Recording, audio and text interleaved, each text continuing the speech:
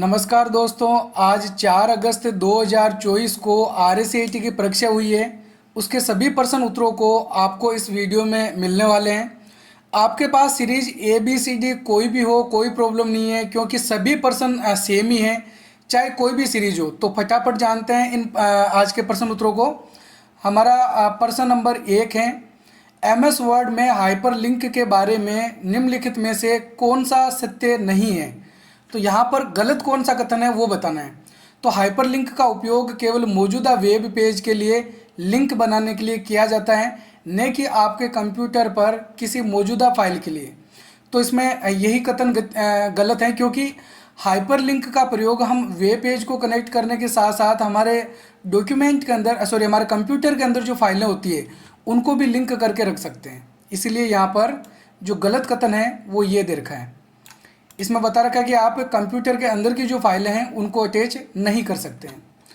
और बी विकल्प दे रखा है, इसे वर्ड डॉक्यूमेंट में इंसर्ट टैब का उपयोग करके बनाया जा सकता है। तो हाइपरलिंक वाला ऑप्शन इंसर्ट टैब में ही होता है। किसी वर्ड डॉक्यूमेंट में हाइपरलिंक बनाने का शॉर्टकट कमांड Ctrl+K ही होता है। इस दस्तावेज में रखे विकल्प का उपयोग वर्तमान दस्तावेज में एक लिंक को संदर्भित करने के लिए किया जाता है। ठीक है, तो बी, सी और डी ये एमएस वर्ड में विकल्प सही है और ए गलत है, इसलिए सही आंसर इसमें ए हो जाएगा। अगला हम प्रश्न नंबर 2 जानते हैं, यूएसबी का तात्पर्य क्या है। एक भंडारण उपकरण, एक पोर्ट का प्रकार, एक प्रोसेसर या फिर एक कीबोर्ड। तो यूएसबी जो है वो एक पोर्ट का प्रकार होती है। क्या है? पोर्ट का प्रकार। यूनिवर्सल सीरियल बस यूएस की फुल फॉर्म है, आपको पिछले वीडियोज में बताया था। अगला प्रश्न नंबर 3 है, एक वेबसाइट का संग्रह है, ग्राफिक्स, एल्गोरिथम, प्रोग्राम्स या फिर वेब पेज। तो सही उत्तर है इसमें वेब पेज। वेबसाइट जो है वो बहुत सारे वेब पेजों का एक संग्रह होती है। बहुत सारे वेब पेज मिलकर एक वेबसाइट बनती है। ठीक है, अगला प्रश्न नंबर 4 है, एक विशेष दृश्य और श्रव्य प्रभाव है जिसे पावर पॉइंट में टेक्स्ट या सामग्री पर लागू किया जा सकता है। Animation, text wrap, mail merge या फिर प्रीव्यू। तो सही उत्तर है इसमें ए, एनिमेशन। अगला प्रश्न नंबर 5 है, निम्नलिखित में से कौन सा एक ईमेल सेवा प्रदाता नहीं है। हॉटमेल, बिंग, आउटलुक मेल या फिर जीमेल। तो देखो, हॉटमेल, जीमेल और आउटलुक मेल ये तीनों ही मेल के प्रकार हैं। इसमें बिंग वाला जो ऑप्शन है वो मेल का प्रकार नहीं है, क्योंकि बिंग जो है वो क्या है कि सर्च इंजन होता है। अगला प्रश्न नंबर 6 है, आप अपने कार्यालय से बाहर जाते समय अपने कंप्यूटर से लॉग ऑफ क्यों कर देते हैं। कोई आपकी फाइलें, पासवर्ड आदि चुरा सकता है। परफॉर्मेंस बढ़ाने के लिए लॉग ऑफ करना आवश्यक है। बाहर जाने से पहले लॉग ऑफ करना अनिवार्य है, या वर्तमान दस्तावेजों को सहेजने के लिए लॉग ऑफ करना आवश्यक है। तो सही उत्तर इसमें ए, कोई आपकी फाइलें, पासवर्ड आदि चुरा सकता है, तो उससे बचाने के लिए हम लॉग ऑफ कर देते हैं। तो लॉग ऑफ करने से क्या होता है, हम हमारे यूजर अकाउंट से बाहर निकल जाते हैं, फिर लॉगिन होना होता है तो वापस पासवर्ड लगाते हैं। अगला प्रश्न नंबर 7 है, खाली स्थान शिकायत निवारण के पारदर्शी और जवाबदेह साधन प्रदान करके राज्य के निवासियों को सशक्त बनाने के लिए एक अभिनव ई गवर्नेंस परियोजना है। राजस्थान संपर्क, राजमेक, राजधरा या फिर राज इवॉल्ट। तो सही उत्तर है इसमें ए, राजस्थान संपर्क। ठीक है, तो बहुत सारी क्वेश्चंस हैं जो हमारे पिछले वीडियोज में से आए हैं। अगर आप लोगों ने हमारे पिछले वीडियोज देखे हैं तो आपने इनको बिल्कुल सही किया होगा। अगला प्रश्न नंबर 8 है, आधार के संबंध में निम्नलिखित में से कौन सा कथन सही नहीं है। तो यहाँ पे भी जो गलत कथन है वो पूछा गया है। आधार कार्ड नामांकन निःशुल्क है, तो आधार कार्ड नामांकन करने का कोई पैसा नहीं लगता है। आधार सभी भारतीय निवासियों को जारी की जाने वाली 12 अंकों की विशिष्ट पहचान संख्या। तो आपको बताया था कि आधार कार्ड में कितने अंक होते हैं, 12 अंक होते हैं। आधार कार्ड में अपडेट नहीं हो सकता है, ये बिल्कुल गलत है, क्योंकि आधार कार्ड में अपडेट किया जा सकता है। हम कोई भी अपडेट करना चाहते हैं, नाम, father name, date of birth, तो वो सब अपडेट किया जा सकता है सिवाय आधार नंबरों के। डी ऑप्शन है इसमें, भारतीय विशिष्ट पहचान प्राधिकरण यानी यूआईडीएआई आधार डेटा के रखरखाव करता है, तो यही करता है यूआईडीएआई। तो ये तीनों ऑप्शन सही है, सी विकल्प जो है इसमें वो गलत है, इसलिए यहाँ पर सही विकल्प सी सही होगा। ठीक है, प्रश्न नंबर 9 है, आपके फ़ोन पर खाली स्थान सेवा यह पता लगाने के लिए फ़ायदेमंद है कि आप नक्शे और नेविगेशन पर कहाँ हैं। तो वाईफाई, ब्लूटूथ, जीपीएस या फिर इंफ्रारेड। सही आंसर क्या है? सी, जीपीएस। आपको लगभग अभी 2-3 पिछले वीडियोस में ही बताया था। जीपीएस की फुल फॉर्म होती है ग्लोबल पोजीशनिंग सिस्टम। अगला प्रश्न नंबर 10 है, फाइलों को सीडी में कॉपी करने की प्रक्रिया को क्या कहा जाता है? बहुत ही अच्छे से आपको समझाया था। स्टोरिंग, कॉपिंग, बर्निंग या फिर पेस्टिंग। क्या होता है? बर्निंग करना। तो सीडी डीवीडी में फाइलों को रखना बर्निंग करना कहा जाता है, पेस्टिंग करना नहीं होता। कईयों ने पेस्टिंग करना किया होगा। प्रश्न नंबर 11, निम्नलिखित में से कौन सा कैश मेमोरी का नुकसान है? कैश मेमोरी मुख्य मेमोरी से तेज होती है, यह मुख्य मेमोरी की तुलना में कम एक्सेस समय लेता है, यह अस्थायी उपयोग के लिए डेटा संग्रहित करता है, या फिर कैश मेमोरी की क्षमता सीमित होती है। तो इसमें इसका जो नुकसान है वो यह है कि कैश मेमोरी की जो क्षमता है वो बहुत ही कम होती है, सीमित होती है। अगला प्रश्न नंबर 12 है, एमएस वर्ड 2010 में कौन सा अलाइनमेंट विकल्प पैराग्राफ की प्रत्येक पंक्ति को बाएं और दाएं दोनों तरफ हाशिए के बीच संरेखित करता है और बाएं और दाएं दोनों किनारों पर सीधे किनारे बनाता है? सेंटर, जस्टिफाई, लेफ्ट या राइट? शायद आपको कल के वीडियो में ही बताया था जस्टिफाई। जस्टिफाई के द्वारा हम दाएं और बाएं दोनों पैराग्राफ के जो हाशिए हैं, यहाँ पे देख सकते हो, ये यहाँ बाईं तरफ और यहाँ पर ये दाईं तरफ, तो ये जो पैराग्राफ है इसके दोनों तरफ की जो लाइनें हैं वो बराबर एक सीध में रहती है। किसके द्वारा? जस्टिफाई के द्वारा। अगला प्रश्न नंबर 13 है, एमएस वर्ड में गटर किससे संबंधित है? ओरिएंटेशन, पेज साइज, मार्जिन या फिर इक्वेशन? तो आपको बताया था कि गटर जो है वो एक मार्जिन का प्रकार होता है। हम पेज में कुछ एक्स्ट्रा मार्जिन छोड़ सकते हैं जो कि टॉप और लेफ्ट साइड में होती है, ये भी आपको बताया था। जिसके द्वारा हम पेज में बाइंडिंग करवा सकते हैं। पेज को अगर बाइंडिंग करवाना हो बहुत सारे पेजों को, तो हम उसमें मार्जिन छोड़ते हैं, जिसको हम बोलते हैं गटर मार्जिन। अगला प्रश्न नंबर 14 है, कंप्यूटर का वह भाग जो उसके कार्यों का समन्वय करता है कहलाता है? ROM, program, system board, arithmetic logic unit या फिर कंट्रोल यूनिट? तो इसमें सही उत्तर है डी, कंट्रोल यूनिट। तो यही सीपीयू का मेन पार्ट होता है। कंप्यूटर में जो भी इनपुट आउटपुट या प्रोसेस होता है वो सारा कंट्रोल यूनिट के द्वारा ही नियंत्रित किया जाता है। अगला प्रश्न नंबर 15 है, संक्षिप्त नाम जीबीपीएस का पूर्ण रूप क्या है?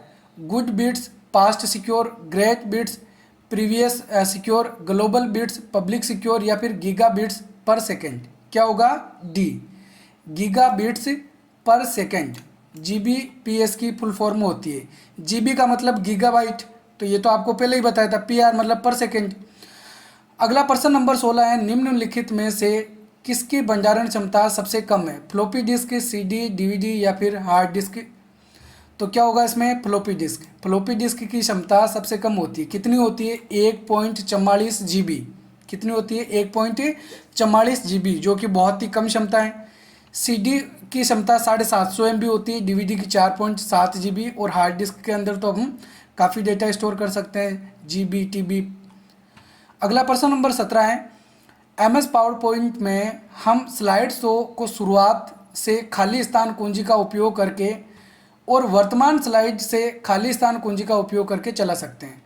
तो हम स्लाइड शो को शुरुआत से अगर स्लाइड शो करना चाहते हैं तो उसके लिए F5 कुंजी का प्रयोग करते हैं, और वर्तमान में जिस स्लाइड पर मौजूद है वहाँ से स्लाइड शो करना हो तो शिफ्ट प्लस F5 का प्रयोग करते हैं। इसलिए सही आंसर होगा इसमें D, F5 shift plus F5। ये हुबहू हमारा प्रश्न मिला है, हमने पिछले वीडियोज में इसको अच्छे से समझाया था। अगला प्रश्न नंबर 18 है, मान लीजिए कि आप यह सुनिश्चित करना चाहते हैं कि MS एक्सेल 2010 में एक वर्कशीट किसी भी पेज की चौड़ाई के हिसाब से एक पेज पर प्रिंट हो। आप किस सेटिंग का उपयोग करेंगे? Fit sheet on one page, fit all column on one page, fit all row on one page या फिर नो स्केलिंग? तो सही उत्तर है इसमें A, fit sheet on one page.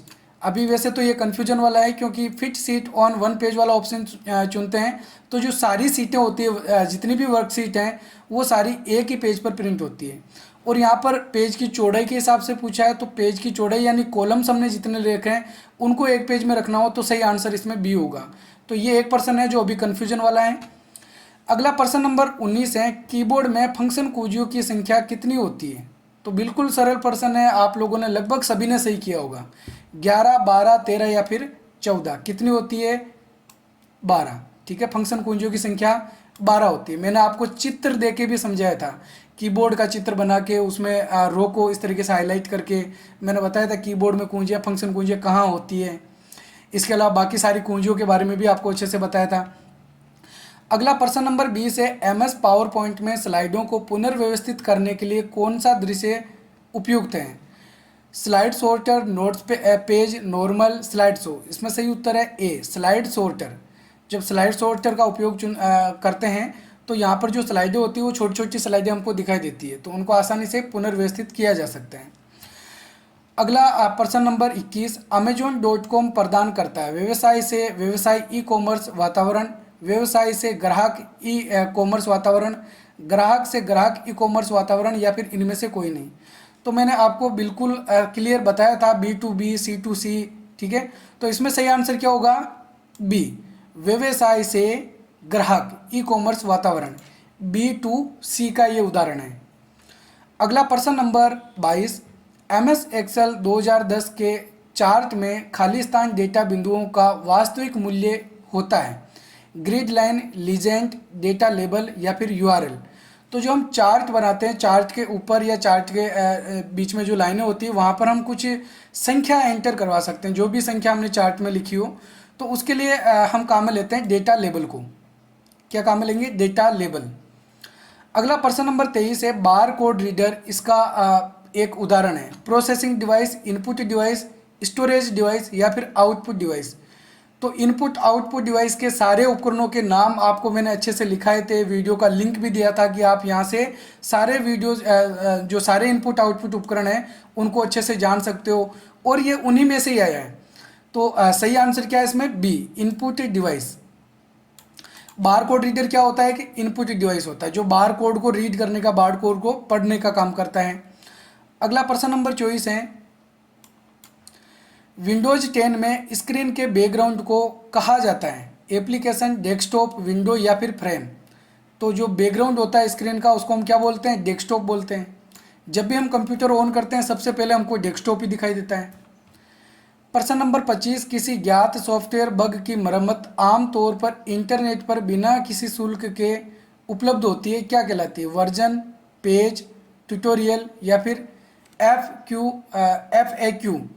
तो इसमें अभी वैसे तो कन्फ्यूजन वाली ही है ये क्वेश्चन भी, पेज होना चाहिए, पेज या फिर वर्जन। क्योंकि जब किसी सॉफ्टवेयर में कुछ बग आ जाता है तो हम क्या करते हैं, उसको वापस अपडेट कर लेते हैं, नया जो सॉफ्टवेयर वो इंस्टॉल कर लेते हैं। तो वर्जन भी हो सकता है, नया वर्जन भी हो सकता है, और पेज भी हो सकता है। ठीक है, अगला प्रश्न नंबर 26 है, निम्नलिखित को मिलाइए। तो देखो इसके अंदर MS वर्ड 2010 जो है उसमें जो फाइल बनती है उसको हम बोलते हैं दस्तावेज, और MS एक्सेल के अंदर जो फाइल बनती है उसको बोलते हैं सीट, और MS पावर पॉइंट के अंदर जो फाइल बनती है उसको कहा जाता है स्लाइड। ठीक है, स्लाइड या प्रेजेंटेशन इसको हम बोलते हैं। तो इसीलिए यहाँ पर सही आंसर क्या होगा? एक के अंदर एक में क्या है? R, 2 के अंदर Q, और 3 में है P। तो RQP सही आंसर इसमें क्या है? ये देखो यहाँ पर 3 नंबर जो ऑप्शन दे रखा है RQ और P, इसलिए C जो है वो इसमें सही आंसर होने वाला है। ठीक है, अगला प्रश्न नंबर 27 है, MS ऑफिस दस्तावेज को PDF फाइल स्वरूप में कैसे सहेज सकते हैं? फाइल टैब में सेव एज विकल्प में सेव एज PDF चुनिए, वॉइस ओवर IP का उपयोग करके, ईमेल लिखकर, प्रिंट प्रीव्यू का उपयोग करके। तो माइक्रोसॉफ्ट ऑफिस का हम कोई भी वर्जन यूज करते हैं, एक्सेल, पावर पॉइंट, वर्ड, तो सभी के अंदर हमको ये सुविधा मिलती है कि जब भी हम किसी फाइल को सेव करते हैं तो सेव के अंदर हमको एक एक्सटेंशन वाला ऑप्शन मिलता है जिसके अंदर हम एक्सटेंशन चेंज कर सकते हैं, और उसके अंदर PDF वाला जो एक्सटेंशन है वो सिलेक्ट किया जा सकता है, सेव या सेव एज की जो विंडो ओपन होती है। ठीक है, अगला प्रश्न नंबर 28 है, रिसाइकल बिन का क्या कार्य है? अस्थायी फाइल संग्रहित करना, दूषित फाइल संग्रहित करना, हटाई गई फाइल को संग्रहित करना, या फिर दस्तावेज फाइल संग्रहित करना। इसलिए इसमें जो सही आंसर है वो रहेगा C, हटाई गई फाइल को संग्रहित करना। इसके लिए रिसाइकल बिन का प्रयोग किया जाता है, और ये फाइलों को रखता कैसे? अस्थायी संग्रहित रखता है। तो अस्थायी वाला ऑप्शन नहीं चुनेंगे क्योंकि यहाँ पे हटाई वाला ऑप्शन दे रखा है। तो कंप्यूटर से जो भी फाइल फोल्डर डिलीट करते हैं वो रिसाइकल बिन में चली जाती है।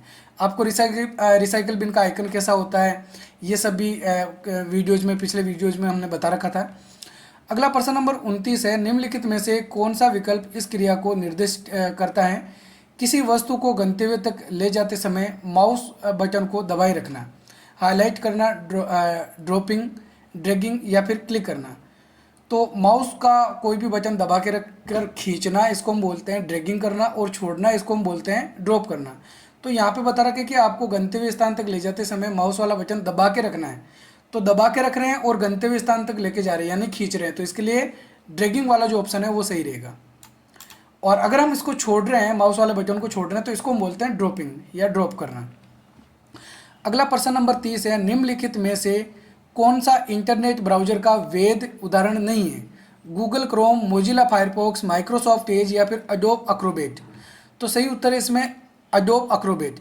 सेम टू सेम ये क्वेश्चन मिला है, हमने अडोब एक्रोबेट की जगह पे अडोब रीडर काम में लिया था। ठीक है। अगला प्रश्न नंबर 31 है, भारतीय रेलवे सेवाओं के संदर्भ में PNR नंबर क्या है? Passenger name record, personal name reservation, passenger national reservation, personal national record. तो भारतीय रेलवे सेवाओं के संदर्भ में PNR का मतलब होता है passenger name record. Passenger name record, ये जो टिकट होता है उस पर भी ये नंबर लिखे हुए होते हैं। प्रश्न नंबर 32 है, निम्नलिखित में से कौन सा एक ऑपरेटिंग सिस्टम नहीं है? MS Windows XP, MS Windows 7, MS Windows 8 या फिर MS विंडोज़ 9।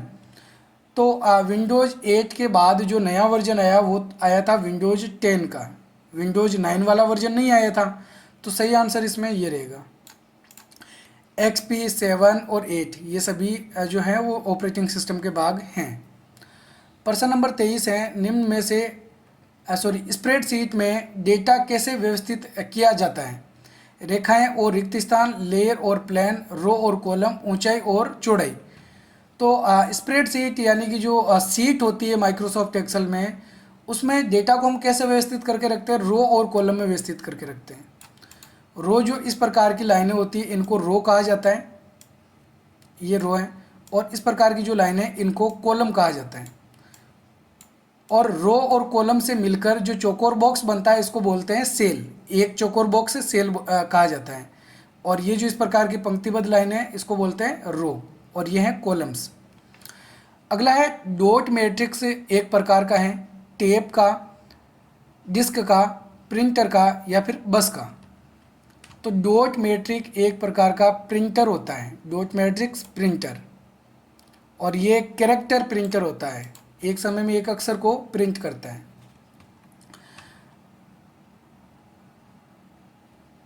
अगला प्रश्न नंबर 35 है, निम्नलिखित में से कौन सी व्यवस्था आरोही क्रम में सही ढंग से रखी गई है? KB, KB के बाद है MB, MB के बाद GB, GB के बाद TB या फिर byte, MB, EB, PB, nibble, KB, MB या फिर PB। तो इसमें हमको सही विकल्प सेलेक्ट करना है, कौन सा सही विकल्प है? तो आरोही क्रम में पूछा गया यानी बढ़ते क्रम में यहाँ पे पूछा गया। तो सबसे छोटी है KB, KB से बड़ी है MB, MB से बड़ी है GB और GB के बाद है TB। तो इसमें सही आंसर रहेगा 1 नंबर। यहाँ पे भी कौन सा सेलेक्ट करेंगे? A वाला, यानी कि केवल जो A है वो सबसे सही है। तो ठीक है, ये थे आज की जो परीक्षा हुई है उसके 35 प्रश्न उत्तर। उम्मीद है आपने सारे प्रश्न उत्तरों को अच्छे से मिलान कर लिया होगा। एक बार कमेंट करके मेरे को ज़रूर बताओ कि आप में से सभी लोगों में किसके सही कितने सही क्वेश्चन हुए हैं। तो ठीक है, एक बार कमेंट करके ज़रूर बताएं ये सब कितने कितने प्रश्न आप लोगों के सही हुए हैं। आपको और भी कोई डाउट हो तो आप कमेंट बॉक्स में ज़रूर करें। धन्यवाद।